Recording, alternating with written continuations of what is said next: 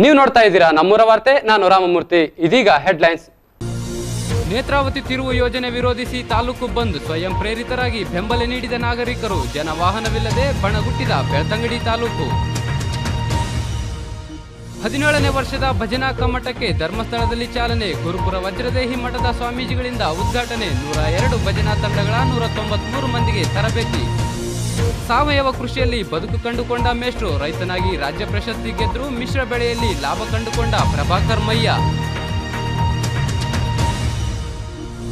Box ಆಫೀಸ್ನಲ್ಲಿ ಧೂಳೆಬ್ಬಿಸುತ್ತಿರುವ ಐರಾವತ, ಖಡಕ್ ಪಾತ್ರದಲ್ಲಿ ಅಭಿಮಾನಿಗಳ ಗೆದ್ದ ದರ್ಶನ್, ಮೊದಲ ವಾರದಲ್ಲಿಯೇ ಭರ್ಜರಿ ಗಳಿಕೆಗೆ ಮುನ್ನುಡಿ. ವಾರ್ತೆಗಳ ವಿವರ. ಎತ್ತಿನಹೊಳೆ ಯೋಜನೆಯನ್ನು ವಿರೋಧಿಸಿ ಬೆಳ್ತಂಗಡಿ ತಾಲೂಕಿನಾದ್ಯಂತ ಅಕ್ಟೋಬರ್ 7ರಂದು ಬಂದ್ ನಡೆಯಿತು.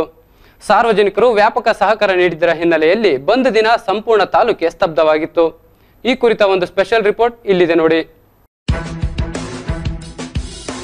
ವೀಕ್ಷಕರೇ, ಎತ್ತಿನಹೊಳೆ ಯೋಜನೆಗೆ ರಾಜ್ಯಾದ್ಯಂತ ಭಾರಿ ಪ್ರಮಾಣದಲ್ಲಿ ವ್ಯತಿರೋಧವಾದಂತಹ ವಾತಾವರಣ ವ್ಯಕ್ತವಾಗ್ತಿದೆ. ಹಾಗೆಯೇ ಈ ಒಂದು ಯೋಜನೆಯ ಹಿನ್ನೆಲೆಯಲ್ಲಿ ಇವತ್ತಿನ ದಿನ ಬೆಳ್ತಂಗಡಿ ಮತ್ತು ಉಜಿರೆ ಪರಿಸರದಲ್ಲಿ ಬಂದ್ ಅನ್ನ ಆಯೋಜಿಸಲಾಗಿದೆ. ಈ ಬಂದ್ ಬಹಳ ಬಿಗುವಾದ ವಾತಾವರಣವನ್ನು ಸೃಷ್ಟಿಸಿದೆ ಅಂತಾನೆ ಹೇಳ್ಬೋದು. ಅಂಗಡಿಯ ಮುಂಗಟ್ಟುಗಳನ್ನ ಮುಚ್ಚಲಾಗಿದೆ ಮತ್ತು ಬಂದ್ಗೆ ಜನಸಾಮಾನ್ಯರ ಸಹಕಾರ ಬಹಳ ಉತ್ತಮವಾಗಿ ವ್ಯಕ್ತವಾಗ್ತಿದೆ. ಎತ್ತಿನಹೊಳೆ ಯೋಜನೆ ಸದ್ಯ ರಾಜ್ಯಾದ್ಯಂತ ಸುದ್ದಿಯಲ್ಲಿದೆ. ದಕ್ಷಿಣ ಕನ್ನಡ ಜನತೆಯ ಪ್ರಬಲ ವಿರೋಧದ ಮಧ್ಯೆಯೂ ಸರ್ಕಾರ ಈ ಯೋಜನೆಯನ್ನ ಮುಂದುವರಿಸುತ್ತಿದೆ. ಈ ಹಿನ್ನೆಲೆಯಲ್ಲಿ ಅಕ್ಟೋಬರ್ 7ರಂದು ನೇತ್ರಾವತಿ ತಿರುವು ಯೋಜನೆ ವಿರೋಧಿಸುತ್ತಿರುವ ವಿವಿಧ ಸಂಘಟನೆಗಳು ಬೆಳ್ತಂಗಡಿ ತಾಲೂಕು ಬಂದ್ಗೆ ಕರೆ ನೀಡಿದ್ದವು. ಇದು ಜನರನ್ನು ದಾರಿ ತಪ್ಪಿಸುವಂತ ಒಂದು ಯೋಜನೆ. ಇದಕ್ಕೆ ಇವತ್ತು ಇಡೀ ದಕ್ಷಿಣ ಕನ್ನಡದಲ್ಲಿ ಇವತ್ತು ಒಂದು ರೀತಿಯ ಬಂದಿನ ವಾತಾವರಣ ಇರ್ತದೆ. ಆದರೆ ಇವತ್ತು ಬೆಳ್ತಂಗಡಿ ತಾಲೂಕಿನಲ್ಲಿ ಇವತ್ತು ಪೂರ್ಣ ಪ್ರಮಾಣದ ಬಂದ್ ಅನ್ನು ಮಾಡ್ತಾ ಇದ್ದಾರೆ. ಧರ್ಮಸ್ಥಳ, ಕನ್ಯಾಡಿ, ಉಜಿರೆ, ಬೆಳ್ತಂಗಡಿ, ಗುರುವಾಯ್ನಕೆರೆ, ಗೇರುಕಟ್ಟೆ ಹೀಗೆ ಎಲ್ಲೆಡೆ ಬಂದ್ಗೆ ವ್ಯಾಪಕ ಬೆಂಬಲ ದೊರೆಯಿತು. ತಾಲೂಕಿನ ಪ್ರಮುಖ ಪಟ್ಟಣ ಹಾಗೂ ಗ್ರಾಮಾಂತರ ಪ್ರದೇಶಗಳಲ್ಲಿ ಹೋಟೆಲ್ ಅಂಗಡಿಗಳನ್ನು ಮುಚ್ಚಿ ಜನ ಬಂದ್ಗೆ ಸಾಥ್ ನೀಡಿದ್ರು. ಉಜಿರೆಯಲ್ಲಿ ಎತ್ತಿನಹೊಳೆ ಯೋಜನೆಯನ್ನ ವಿರೋಧಿಸಿ ಜನ ಬೀದಿಗಿಳಿದು ಪ್ರತಿಭಟಿಸಿದ್ರು. ರಸ್ತೆ ತಡೆ ಮೂಲಕ ಸರ್ಕಾರವನ್ನ ಎಚ್ಚರಿಸುವ ಪ್ರಯತ್ನ ಮಾಡಿದ್ರು. ಬೆಳ್ತಂಗಡಿಯಲ್ಲಿ ಬಂದ್ಗೆ ಜನರಿಂದ ಅಭೂತಪೂರ್ವ ಸಹಕಾರ ದೊರಕಿತ್ತು. ಬೆಳ್ತಂಗಡಿ ತಾಲೂಕು ನೇತ್ರಾವತಿ ನದಿ ತಿರುವು ವಿರೋಧಿ ಹೋರಾಟ ಸಮಿತಿ ಹಾಗೂ ಸಮಾನ ಮನಸ್ಕ ಸಂಘಟನೆಗಳ ನೇತೃತ್ವದಲ್ಲಿ ಜನ ಸ್ವಯಂ ಪ್ರೇರಿತರಾಗಿ ಬಂದ್ ಯಶಸ್ವಿಗೊಳಿಸಿದ್ರು. ಬಂದ್ ವೇಳೆ ಕೋಳಿ ಅಂಕ, ಕಂಬಳಕೋಣ, ಕುದುರೆ ಗಾಡಿ ಮೊದಲಾದ ಆಕರ್ಷಣೆಗಳೂ ಇದ್ವು. ಮುಂದಿನ ದಿನಗಳಲ್ಲಿ ನಾವು ಈ ಹೋರಾಟವನ್ನು ಮತ್ತೆ ತೀವ್ರಗೊಳಿಸ್ತಾ ಇದ್ದೇವೆ. ಜಿಲ್ಲಾ ಮಟ್ಟದಲ್ಲಿ ಆಗುವಂತ ಕಾರ್ಯಕ್ರಮಕ್ಕೆ ನಾವು ಕೈ ಜೋಡಿಸಿಕೊಂಡು ಎಲ್ಲ ಧರ್ಮ ಮತ ಯಾವ ಭೇದ ಇಟ್ಕೊಳ್ಳದೆ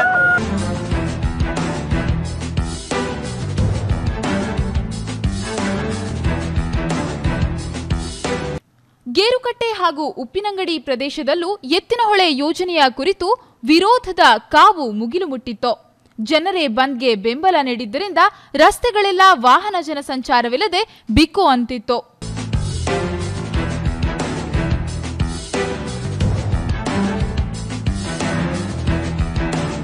ಒಟ್ಟಿನಲ್ಲಿ ದಕ್ಷಿಣ ಕನ್ನಡ ಜೀವನದಿಯಾದ ನೇತ್ರಾವತಿಯನ್ನ ತಿರುಗಿಸುವ ಎತ್ತಿನಹೊಳೆ ಯೋಜನೆಗೆ ಬೆಳ್ತಂಗಡಿ ತಾಲೂಕಿನಾದ್ಯಂತ ವ್ಯಾಪಕ ಬೆಂಬಲ ವ್ಯಕ್ತವಾಗಿದ್ದು ಸರ್ಕಾರದ ಮೇಲೆ ಸಾಕಷ್ಟು ಒತ್ತಡ ಹೇರುವಲ್ಲಿ ಯಶಸ್ವಿಯಾಗಿದೆ.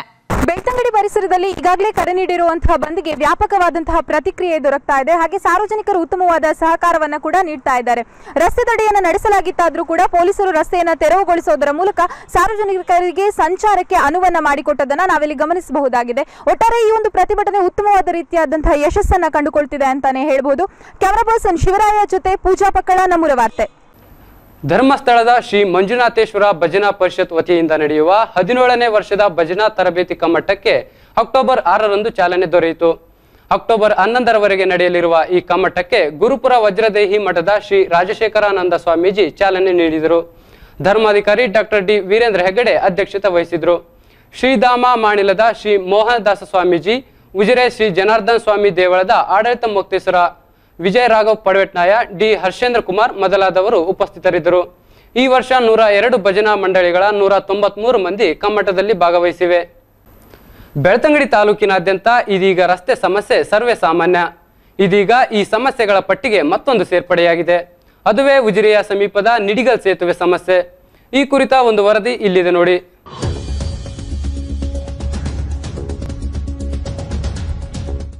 ಬೆಳ್ತಂಗಡಿ ತಾಲೂಕಿನ ಉಜಿರೆ ಸಮೀಪವಿರುವ ಪುಟ್ಟ ಊರೇ ನಿಡಿಗಲ್. ಪ್ರಸಿದ್ಧ ಯಾತ್ರಾ ಸ್ಥಳವಾದ ಧರ್ಮಸ್ಥಳಕ್ಕೆ ಕಡೂರು, ಬೀರೂರು, ಕೊಟ್ಟಿಗೆಹಾರ, ಚಿಕ್ಕಮಗಳೂರು ಹೀಗೆ ನಾನಾ ಕಡೆಗಳಿಂದ ಬರುವ ಯಾತ್ರಿಕರು ಈ ನಿಡಿಗಲ್ ಬಳಿ ಇರುವ ಸೇತುವೆ ದಾಟಿಯೇ ಬರಬೇಕಾಗುತ್ತದೆ. ಆದರೆ ಈ ಸೇತುವೆಯೇ ಪಾದಚಾರಿಗಳಿಗೆ ಹಾಗೂ ವಾಹನ ಚಾಲಕರಿಗೆ ದೊಡ್ಡ ಸಮಸ್ಯೆಯಾಗಿ ಕಾಡ್ತಾ ಇದೆ. ಚಾರ್ಮಾಡಿ ಹಾಗೂ ಉಜಿರೆಗೆ ಕೊಂಡಿಯಾಗಿರುವ ಈ ನಿಡಿಗಲ್ ಸೇತುವೆ ಈಗ ಸಂಪೂರ್ಣ ಹದಗೆಟ್ಟಿದೆ. ಜೊತೆಗೆ ಕಿರಿದಾದ ಈ ಸೇತುವೆಯಲ್ಲಿ ಬೃಹತ್ ವಾಹನಗಳ ಚಾಲಕರು ಪರದಾಡುವಂತಾಗಿದೆ. ದಿನನಿತ್ಯ ಓಡಾಡಬೇಕಾದ ಸಂದರ್ಭದಲ್ಲಿ ಇಂತಹ ಸಮಸ್ಯೆಯಿಂದ ಜನ ಆತಂಕಕ್ಕೀಡಾಗಿದ್ದಾರೆ. ಅದರಲ್ಲೂ ಮಳೆ ಬಂದರೆ ಕೇಳೋದೇ ಬೇಡ. ರಸ್ತೆ ಯಾವುದು, ಹೊಂಡ ಯಾವುದು ಎಂಬುದನ್ನು ನಿರ್ಧರಿಸಲು ಚಾಲಕರಿಗೆ ಅಸಾಧ್ಯವಾಗಿದೆ. ನೀರು ನಿಂತು ಜನಗಳಿಗೆ ನಡ್ಕೊಂಡು ಹೋಗ್ಲಿಕ್ಕೆ ಆಗೋದಿಲ್ಲ, ಟೂ ವೀಲರ್ನವರಿಗೆ ಆಚೆ ಹೋಗ್ಲಿಕ್ಕೆ ಆಗೋದಿಲ್ಲ, ನೀರೆಲ್ಲ ಇದಾಗ್ತದೆ. ಮತ್ತು ಬೇಸಿಗೆ ಬಂದವರು ಸ್ವಲ್ಪ ಅವರು ಇದು ಮಾಡ್ತಾರೆ, ಅದಕ್ಕೆ ಪ್ಯಾಚ್ ಮಾಡ್ತಾರೆ. ಪ್ಯಾಚ್ ಮಾಡಿದ್ರು ಅದು ನಿಲ್ಲುವುದಿಲ್ಲ. ಇತ್ತ ಗಾಡಿದೊಂಜಿ ಪೋರ್ ಉಂದಾಂಡ 4 ವೀಲ್ ವಾಡಬಹುದು, 2 ವೀಲ್ ಗಾಡಿ ಹೋಗಲ ಪೋಪುನಂಚಿನ ವ್ಯವಸ್ಥೆ ಇಜ್ಜಿ ನೆಕ್ ಅಧಿಕಾರಿ ನಕ್ಲು ಏರು ML ನಕ್ಲು ಏರು ನೆಟ್ಟ ಪೋಪೇರು ಸಾರ್ವಜನಿಕರೆಲ್ಲ ನೆಟ್ಟ ಪೋಪು ನಾವು ಅಧಿಕಾರಿ ನಕ್ಲು ಏರ್ಲ ನೆಕ್ ಇನಿ ಮುಟ್ಟಲ ಒಂಜಿ ವ್ಯವಸ್ಥೆ ಮಲ್ತಿದ್ದೀರಿ. ಯಾವಾಗಲೂ ಅದು ಟಾಪ್ ಗೇರಲ್ಲಿ ಬೈಕ್ ಹೋಗ್ತಾ ಇದ್ದು, ಈಗ ಫಸ್ಟ್ ಗೇರಲ್ಲಿ ಹೋಗಬೇಕಾಗ್ತದೆ. ಪೆಟ್ರೋಲ್ ಖರ್ಚು ಜಾಸ್ತಿ ಆಗ್ತದೆ. ಈಗಾಗಲೇ ಈ ಸೇತುವೆಯ ದುರಸ್ತಿಗೆ ಸರ್ಕಾರದಿಂದ ಹಣ ಮಂಜೂರಾಗಿದ್ರೂ ಕೂಡ ಕೆಲಸ ಇನ್ನೂ ಆರಂಭವಾಗಿಲ್ಲ. ದಿನನಿತ್ಯ ಈ ದಾರಿಯಿಂದಲೇ ಹಲವಾರು ಜನಪ್ರತಿನಿಧಿಗಳು ಓಡಾಡಿದ್ರೂ ಸೇತುವೆಯ ದುರಸ್ತಿಗೆ ಗಮನ ಹರಿಸದಿರುವುದು ಜನರಲ್ಲಿ ಬೇಸರ ಉಂಟು ಮಾಡಿದೆ. ಈ ಸೇತುವೆ ಸಮಸ್ಯೆಗೆ ಆದಷ್ಟು ಬೇಗ ಪರಿಹಾರ ಸಿಗಲಿ ಎಂಬ ನಿರೀಕ್ಷೆಯಲ್ಲಿದ್ದಾರೆ ಇಲ್ಲಿನ ನಾಗರಿಕರು. ಹರಿನಾಕ್ಷಿ ಜೊತೆ ಧನಂಜಯ್ PS, ನಮ್ಮೂರ ವಾರ್ತೆ. ಅದಕ್ಕೆ ಈಗಲೇ ಸರ್ಕಾರ ಆಗಲಿ ಅದರ ಸಂಬಂಧಪಟ್ಟವರು ಈಗಲೇ ಎಚ್ಚೆತ್ತುಕೊಂಡು ಈಗಲೇ ಅದಕ್ಕೆ ಕ್ರಮ ತಗೊಂಡ್ರೆ ಬಹಳ ಒಳ್ಳೆಯದು. ಇನ್ನೊಂದು ಸೇತುವೆ ಹಾಲಿಕೆ ಆಗಾಗ ಒಂದು ವಾರಕ್ಕೊಮ್ಮೆ ಬರ್ತಾರೆ ಅವರು. ವಾರಕ್ಕೊಮ್ಮೆ ಬಂದು ಏನೇನೋ ಮಾಡ್ತಾರೆ. ಇಲ್ಲಿ ಆ ಕಡೆ ಈ ಕಡೆ ಎಲ್ಲ ಎಲ್ಲಿ ಆಗುತ್ತೆ ಅನ್ನುವಂಥದ್ದು ನಾವು ಇದ್ದೇವೆ. ಎಲ್ಲಿ ಅಂತ ಹೇಳುವಂಥದ್ದು ಇನ್ನೂ ಕೂಡ ಇಲ್ಲ.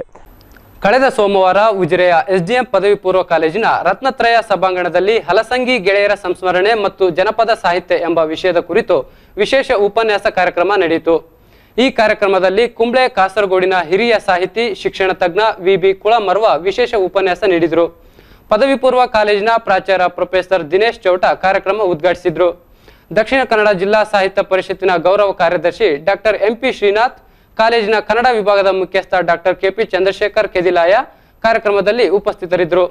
ಈ ಕಾರ್ಯಕ್ರಮ ಕರ್ನಾಟಕ ಸರ್ಕಾರ, ವಿಜಯಪುರದ ಹಲಸಂಗಿ ಗೆಳೆಯರ ಪ್ರತಿಷ್ಠಾನ, ಕನ್ನಡ ಸಾಹಿತ್ಯ ಪರಿಷತ್ತಿನ ಜಿಲ್ಲಾ ಘಟಕ ಹಾಗೂ SDM ಪದವಿ ಪೂರ್ವ ಕಾಲೇಜಿನ ಕನ್ನಡ ಸಂಘ ಆಯೋಜಿಸಿತ್ತು. ವೃತ್ತಿಯಲ್ಲಿ ಅರ್ಚಕನಾಗಿ, ಶಿಕ್ಷಕರಾಗಿ ಸ್ಥಳೀಯ ಪ್ರೌಢಶಾಲೆಯಲ್ಲಿ ಸ್ವ ಇಚ್ಛೆಯಿಂದ ಸಂಬಳವಿಲ್ಲದೆ ಸೇವೆ ಸಲ್ಲಿಸಿದ ಈತ ಆದರ್ಶ ಶಿಕ್ಷಕ. ಮುಂದೆ ಅದೇ ಶಿಕ್ಷಕ ವೃತ್ತಿಯನ್ನು ತ್ಯಜಿಸಿ ಆದರ್ಶ ಬದುಕು ನಡೆಸಬೇಕೆಂದು ಕೃಷಿ ಕ್ಷೇತ್ರವನ್ನು ಆಯ್ಕೆ ಮಾಡಿಕೊಂಡ ಈತ ಯಶಸ್ವಿ ಸಾವಯವ ಕೃಷಿಕರಾದರು. ಯಾರೀ ಸಕ್ಸಸ್ಫುಲ್ ರೈತ ಅಂತೀರಾ? ಈ ಸ್ಟೋರಿ ನೋಡಿ. ಪ್ರಭಾಕರಮಯ್ಯ ದಕ್ಷಿಣ ಕನ್ನಡ ಜಿಲ್ಲೆಯ ಬೆಳ್ತಂಗಡಿ ತಾಲೂಕಿನ ನಡಗ್ರಾಮದ ಸೂರ್ಯದಲ್ಲಿ ಪ್ರಗತಿಪರ ಸಾವಯವ ಕೃಷಿಕರಿವರು. ಇವರದ್ದು ಒಟ್ಟು 5 ಎಕರೆ ಕೃಷಿ ಭೂಮಿ, ನೀರಿಲ್ಲದ ಮರಳು ಮಿಶ್ರಿತ ಭೂಮಿ. ಇವರು ತಮ್ಮ ಜಮೀನಿನಲ್ಲಿ ಭತ್ತ, ತೆಂಗು, ಅಡಿಕೆ, ಕಾಫಿ, ಬಾಳೆ, ಕಾಳು ಮೆಣಸು ಹೀಗೆ ಹಲವಾರು ಬೆಳೆಗಳನ್ನು ಬೆಳೆಯುತ್ತಿದ್ದಾರೆ.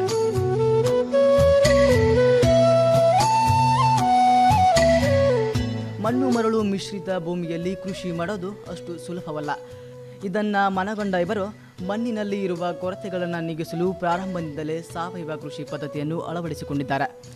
ಅದಕ್ಕಾಗಿ ಹೈನುಗಾರಿಕೆ, ಎರೆಹುಳು ಗೊಬ್ಬರ ತಯಾರಿಕೆ, ಕೋಳಿ ಸಾಕಾಣಿಕೆ, ಜೇನು ಸಾಕಾಣೆ, ಕಾಂಪೋಸ್ಟ್ ಗೊಬ್ಬರ ತಯಾರಿಕೆ ಘಟಕ, ಪಂಚಗವ್ಯ ತಯಾರಿ ಹೀಗೆ ಹಲವಾರು ಕ್ರಮಗಳನ್ನು ಅನುಸರಿಸುತ್ತಿದ್ದಾರೆ.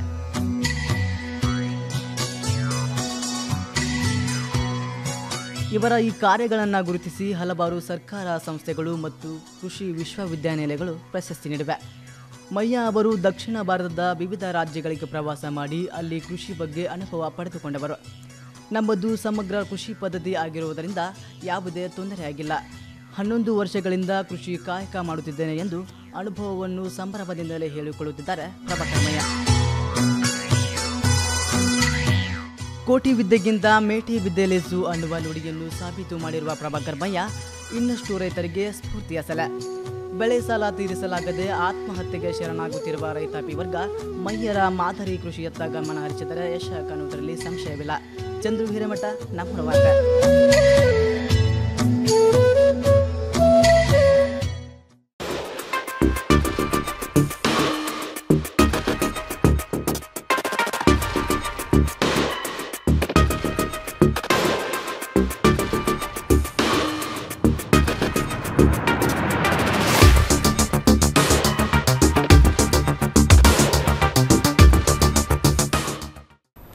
ಇತ್ತೀಚಿನ ದಿನಗಳಲ್ಲಿ ರಸ್ತೆ ಅಪಘಾತಗಳು ಹೆಚ್ಚಾಗುತ್ತಿವೆ. ಅದನ್ನು ತಡೆಯಲೆಂದು ಭಾರತ ಸರ್ಕಾರ ಅನೇಕ ಕಾಯ್ದೆಗಳನ್ನು ಜಾರಿಗೆ ತಂದಿದೆ. ಈ ಹಿಂದೆ ಬೈಕ್ ಸವಾರರು ಕಡ್ಡಾಯವಾಗಿ ಹೆಲ್ಮೆಟ್ ಧರಿಸಬೇಕೆಂಬ ನೀತಿಯನ್ನು ಜಾರಿಗೆ ತಂದಿತ್ತು.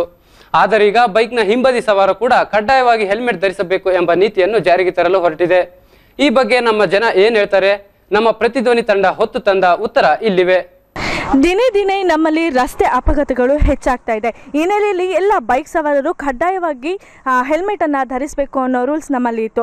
ಆದರೆ ಇತ್ತೀಚೆಗೆ ನಮ್ಮ ಸರ್ಕಾರ ಏನು ಮಾಡಿದೆ, ಬೈಕ್ನ ಹಿಂಬದಿ ಸವಾರರು ಕೂಡ ಕಡ್ಡಾಯವಾಗಿ ಹೆಲ್ಮೆಟ್ ಧರಿಸಬೇಕು ಅನ್ನೋ ಒಂದು ನೀತಿಯನ್ನು ಜಾರಿಗೆ ತಂದಿದೆ. ಇದು ಈ ಬಗ್ಗೆ ನಮ್ಮ ಜನ ಏನು ಹೇಳ್ತಾರೆ ಕೇಳ್ಕೊಂಡು ಬರೋಣ ಬನ್ನಿ. ಟೂ ವೀಲರ್ ರೈಡರ್ಸಿಗೆ ಕಷ್ಟ ಆಗ್ತಾ ಇದೆ. ಅಂದರೆ ಎರಡೆರಡು ಹೆಲ್ಮೆಟ್ ಇಟ್ಕೊಂಡು ಓಡಾಡಬೇಕು, ತುಂಬ ಕಷ್ಟ ಆಗುತ್ತೆ. ಸೇಫ್ಟಿ ವಿಷಯದಲ್ಲಿ ಇದೊಂದು ಒಳ್ಳೆಯದೇ, ಆದರೆ ಅದು ಎರಡೆರಡು ಹೆಲ್ಮೆಟ್ ಇಟ್ಕೊಂಡು ಇದು ಮಾಡೋದಕ್ಕೆ ಆಗ್ತಾ ಇಲ್ಲ. ಅಕಸ್ಮಾತ್ ಯಾರಾದರೂ ಒಬ್ಬರು ಫ್ರೆಂಡು ಗೆಳೆಯರು ಯಾರಾದರೂ ಸಿಕ್ಕಿದರೆ, ಅರ್ಧದ ದಾರಿಯಲ್ಲಿ ಸಿಕ್ಕಿದರೆ ಅವರು ಪೇಟೆಗೆ ಬರೋದು ಹೇಳಿದರೆ ಬರುವ ನಮಗೆ ಆಗೋದಿಲ್ಲ ಅಂತ, ಆವಾಗ ಅವರಿಗೆ ಮನಸ್ಸಿಗೆ ಬೇಸರ ಆಗ್ತದೆ. ಇವರು ಇದ್ದು ಕರ್ಕೊಂಡು ಹೋಗೋದಿಲ್ಲಲ್ವ ಅಂತ ಹೇಳ್ಕೊಂಡು ಮಾಡಿರೋದು ತುಂಬ ಒಳ್ಳೆಯದು. ಯಾಕಂದರೆ ಮುಂದೆ ಇರೋರು ಡ್ರೈವ್ ಮಾಡ್ತಿರೋರ್ಗೂ ಅವ್ರಿಗೂ ಒಂದು ಲೈಫ್ ಇರುತ್ತೆ, ಹಿಂದೆ ಇರೋರ್ಗೂ ಲೈಫ್ ಇರುತ್ತೆ. ಬರೀ ಮುಂದೆ ಇರೋರು ಮಾತ್ರ ಸೇವ್ ಆಗಿ ಹಿಂದೆಯವ್ರಿಗೆ ಹೆಚ್ಚು ಕಡಿಮೆ ಆಗೋದು ತುಂಬ ನೋಡ್ತಿದ್ದೀವಿ ನಾವು. They are absolutely correct because both will face an accident, and if it is fatal for the front one, it is fatal for the second one also. So I support the law. There the news is each and every day about so many accidents happening, and lives are at risk. So I think helmet should be made compulsory in India. So ಹಿಂದೆ ಕುಂತವನಿಗೂ helmet ಅವಶ್ಯಕತೆ ಇದೆ. ಅದನ್ನು ಸರಿಯಾಗೆಲ್ಲ ತಿಳಿದು college students ಎಲ್ಲ use ಮಾಡ್ತಾ ಹೋದರೆ accidents ಆಗೋದನ್ನು ತಪ್ಪಿಸ್ಬೋದು, ಅದರಿಂದ ಆಗೋ ಪರಿಣಾಮಗಳನ್ನು ತಪ್ಪಿಸ್ಬೋದು. ನೋಡಿದ್ರಲ್ಲ ವೀಕ್ಷಕರೇ, ನಮ್ಮ ಜನರ ಹೇಳುವಂತೆ ಬೈಕ್ ಸವಾರರಲ್ಲದೆ ಹಿಂದೆ ಕೂತಿರೋ ಸವಾರರಿಗೆ ಕೂಡ ಹೆಲ್ಮೆಟ್ ಕಡ್ಡಾಯ ಅನ್ನೋದನ್ನು ಎಷ್ಟು ಚೆನ್ನಾಗಿ ಒಪ್ಪಿಕೊಂಡ್ರು ಅಂತ. ನಮ್ಮ ಕೇಂದ್ರ ಸರ್ಕಾರ ಈ ರೀತಿಯ ಯೋಜನೆಗಳನ್ನ ಮಾಡ್ತಾ ಇರೋದು ಇದೇನು ಹೊಸದಲ್ಲ. ಆದರೆ ಇದು ಯಾವ ಮಟ್ಟದಲ್ಲಿ ಅನುಷ್ಠಾನಕ್ಕೆ ಬರುತ್ತೆ ಅನ್ನೋದನ್ನ ಕಾದು ನೋಡಬೇಕಾಗಿದೆ. ಕ್ಯಾಮ್ರಾ ಪರ್ಸನ್ ರಾಮಮೂರ್ತಿ ಜೊತೆ ಶ್ರುತಿ ಪೂಜಾರಿ, ನಮ್ಮರ ವಾರ್ತೆ. ಚಾಲೆಂಜಿಂಗ್ ಸ್ಟಾರ್ ದರ್ಶನ್ ಕ್ಲಾಸ್ಗೂ ಸೈ ಮಾಸ್ಗೂ ಸೈ ಇವರ ನಟನೆಯ ಪ್ರತಿ ಚಿತ್ರಗಳು ಯಶಸ್ವಿ ಪ್ರದರ್ಶನ ಕಾಣುವುದರಿಂದ ಸ್ಯಾಂಡಲ್ವುಡ್ನಲ್ಲಿ ದರ್ಶನ್ ಬಾಕ್ಸ್ ಆಫೀಸ್ ಬಾದ್ಶಾ ಎಂದೇ ಹೆಸರುವಾಸಿ. ಇದೀಗ ಐರಾವತನಾಗಿ ಅಬ್ಬರಿಸುತ್ತಿರುವ ದರ್ಶನ್ ಅಭಿಮಾನಿಗಳಿಂದ ಶಹಬಾಷ್ ಗಿರಿ ಗಿಟ್ಟಿಸಿಕೊಂಡಿದ್ದಾರೆ. ಖಡಕ್ dialogue, super fighting, love and rowdyism ಅಂದ್ರೆ ನೆನಪಾಗೋದು ಚಾಲೆಂಜಿಂಗ್ ಸ್ಟಾರ್ ದರ್ಶನ್. ಅಯ್ಯ ಮತ್ತು ಅರ್ಜುನ್ ಚಿತ್ರದಲ್ಲಿ ಪೊಲೀಸ್ ನಿಖನಲ್ಲಿ ಕಾಣಿಸಿಕೊಂಡಿದ್ದ ದರ್ಶನ್ ಇದೀಗ ಐರಾವತ ಚಿತ್ರದಲ್ಲಿ ಮತ್ತೆ ಖಾಕಿ ಕದದಲ್ಲಿ ಮಿಂಚಿದ್ದಾರೆ. IPS ಅಧಿಕಾರಿಯಾಗಿ ಕಾಣಿಸಿಕೊಂಡಿರುವ ಲಂಬೋ ಅಭಿಮಾನಿಗಳ ಮನೆಗಿದ್ದಾರೆ. ಸಕ್ಸಸ್ಫುಲ್ ಡೈರೆಕ್ಟರ್ ಎನಿಸಿಕೊಂಡಿರುವ AP ಅರ್ಜುನ್ ಆಕ್ಷನ್ ಕಟ್ ಹೇಳಿರುವ ಐರಾವತ ದೇಶಾದ್ಯಂತ ಸುಮಾರು 400 ಥಿಯೇಟರ್ಗಳಲ್ಲಿ ತೆರೆ ಕಂಡಿತು. ಜೊತೆಗೆ ಅಮೆರಿಕದಲ್ಲೂ 40 ಚಿತ್ರಮಂದಿರಗಳಲ್ಲಿ ಪ್ರದರ್ಶನ ಕಂಡು ಬಿಡುಗಡೆಯಾದ 2 ದಿನಗಳಲ್ಲಿ 8.25 ಕೋಟಿ ಕಲೆಕ್ಷನ್ ಮಾಡುವ ಮೂಲಕ ಚಿತ್ರ ನಿರ್ಮಾಪಕ ನಾಗರಾಜ್ ಜೇಬು ತುಂಬಿಸಿದೆ. ವಿ ಹರಿಕೃಷ್ಣ ಸಂಗೀತ, ಚಂದ್ರಶೇಖರ್ ಕ್ಯಾಮ್ರಾ ಚಿತ್ರಕ್ಕೆ ಪೂರಕವಾಗಿದೆ. ದರ್ಶನ್ ಜೊತೆಯಾಗಿ ಊರ್ವಶಿ ರೌಟೆಲ್ಲಾ ಕಾಣಿಸಿಕೊಂಡಿದ್ದು, ಖತರ್ನಾಕ್ ಕೇಡಿಪಾತ್ರದಲ್ಲಿ ಪ್ರಕಾಶ್ ರೈ ಮಿಂಚಿದ್ದಾರೆ. ಸಾಧುಕೋಕಿಲ ಚಿಕ್ಕಣ್ಣ ಕಾಮಿಡಿ ಸಖತ್ ಕಿಕ್ ನೀಡುತ್ತೆ. ಒಟ್ಟಿನಲ್ಲಿ ಪರ್ಫೆಕ್ಟ್ ಚಿತ್ರವಾಗಿ ಮೂಡಿ ಬಂದಿರುವ ಐರಾವತ ಯಶಸ್ವಿ ಪ್ರದರ್ಶನ ಕಾಣ್ತಿದೆ. ಶಿವರಾಯ್ ಪೂಜಾರಿ. ಇವಿಷ್ಟು ಈ ವಾರದ ಪ್ರಮುಖ ಸುದ್ದಿಗಳು. ವಾರದ ಸುದ್ದಿಗಾಗಿ ನೋಡ್ತಾ ಇರಿ ನಮ್ಮೂರ ವಾರ್ತೆ. ವಂದನೆಗಳು.